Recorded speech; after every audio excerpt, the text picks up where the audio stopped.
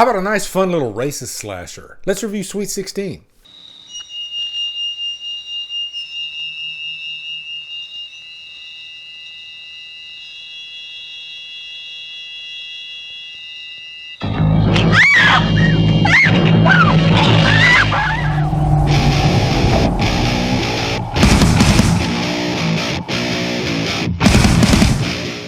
Sweet 16 stars Bob Hopkins, Dana Kimmel, Susan Strasberg, and is directed by Jim Satos. What's up, guys? It's Patreon request time, and this one really looking forward to because it's an 80s slasher. Sweet 16, one that I have never seen before, but I've heard of. The cover of this movie is really striking. I've always dug it, and I've always wondered, what is this movie about? But again, it's an 80s slasher, 1983, which I think was a really good year. Don't you want to hear the details about how that poor old man was twitching from his ceiling because you decided you wanted a little attention? Maybe we should get together sometime.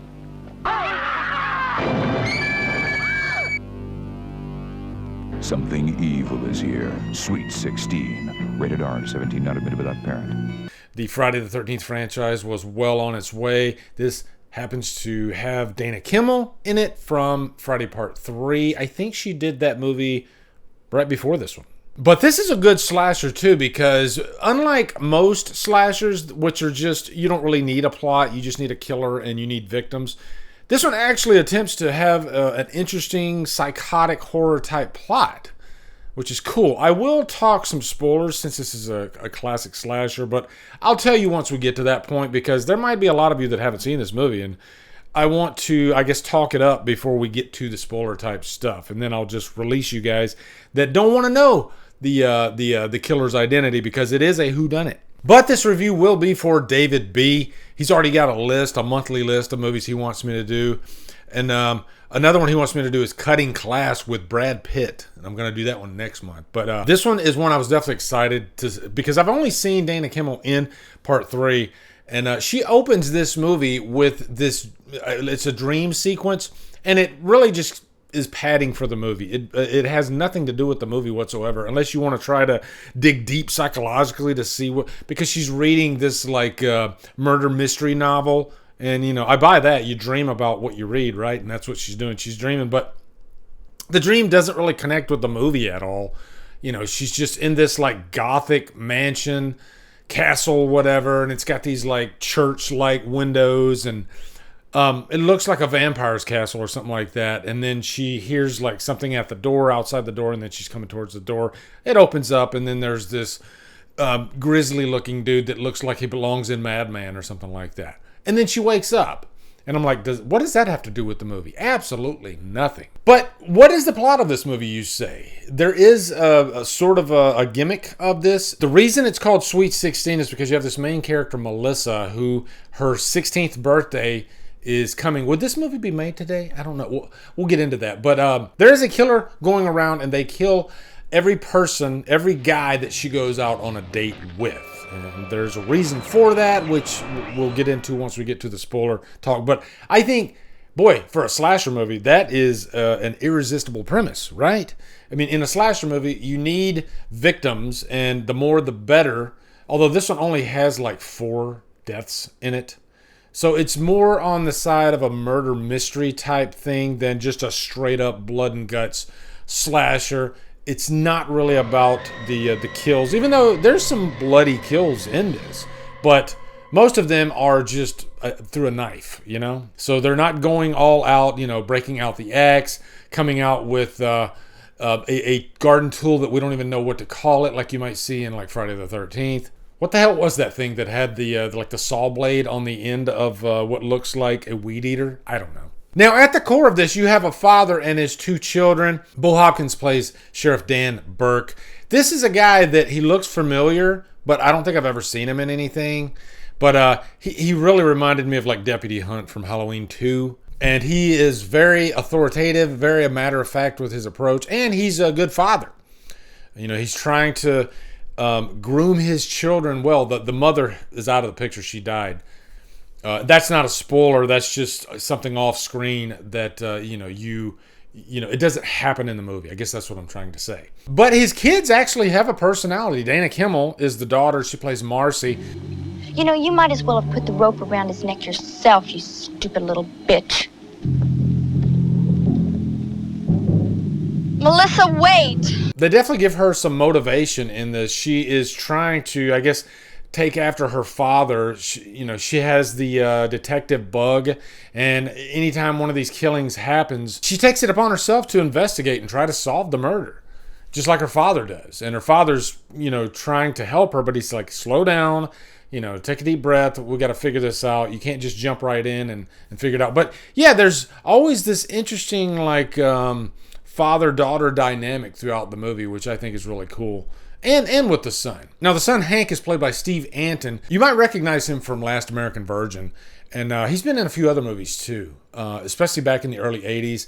I think maybe he just had a few years run and then he just kind of jumped out of the business. I don't know. I didn't do my research, but I just haven't seen Steve Anton in a while. But he did a really great job in Last American Virgin, for sure. Now, earlier I was talking about the plot of this movie and how this character, Melissa, every date she goes on, they end up being murdered. Melissa is played by Elisa Shirley, and I really liked her performance, because she has to play this promiscuous young girl.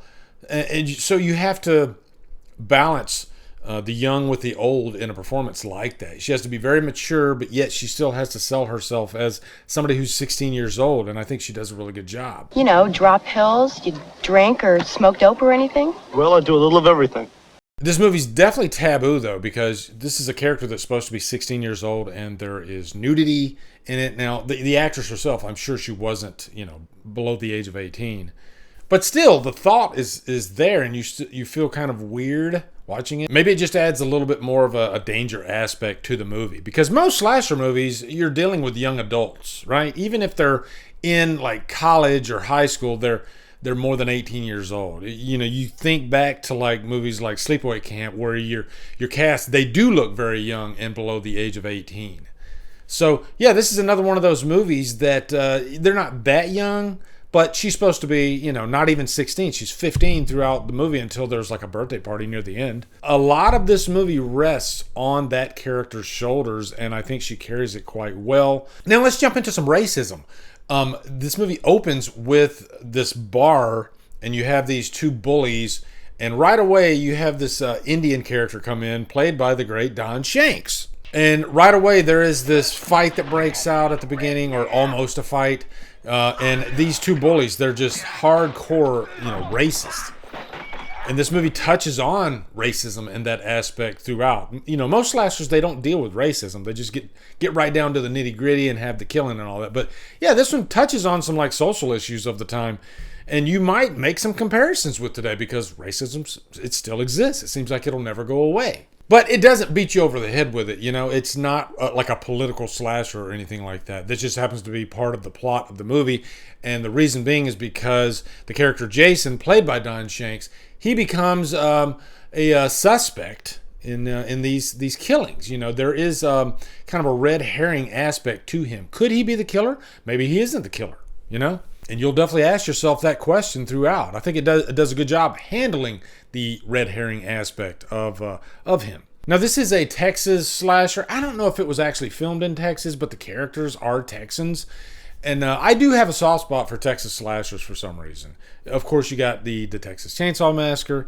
I'm drawing a blank. The Mannequin movie, which I love to death. One of my favorite slashers, and it happens to be PG. And it's got Tanya Roberts in it. It'll come to me in a second, I swear to God. Tourist Trap! It just came to me. There we go. Okay, it called up. The hamster woke up. But this definitely has that Texas slasher flavor to it as well. It's got a nice score too, actually. I think there's some good production value in this.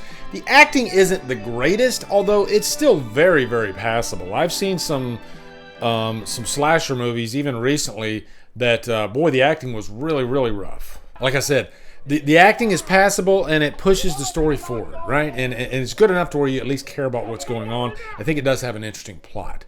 So now I'm going to dismiss you guys that don't want to know who the killer is, okay? I'm going to talk spoilers from this point on. You have 5 seconds, 4, 3, 2, 1. Okay, now we're going to talk spoilers. I do highly recommend this slasher, though. I actually really liked it. Now, there's one character I didn't mention. I didn't want to give you any kind of like clues or anything, and that is the mother of Melissa, Joanne. I gotta say, this movie did a really good job of not pointing the finger at her. They don't really even put the thought of her being the killer in your head until the final act. So when she does pop up as the killer, it sort of reveals itself like Sleepaway Camp, how everything unfolded at the very end of that movie, and she's on the ground with Melissa's body just laying there, and just the way the scene plays out. This isn't working. Melissa, oh, not you too. Did your husband... Mercy! No!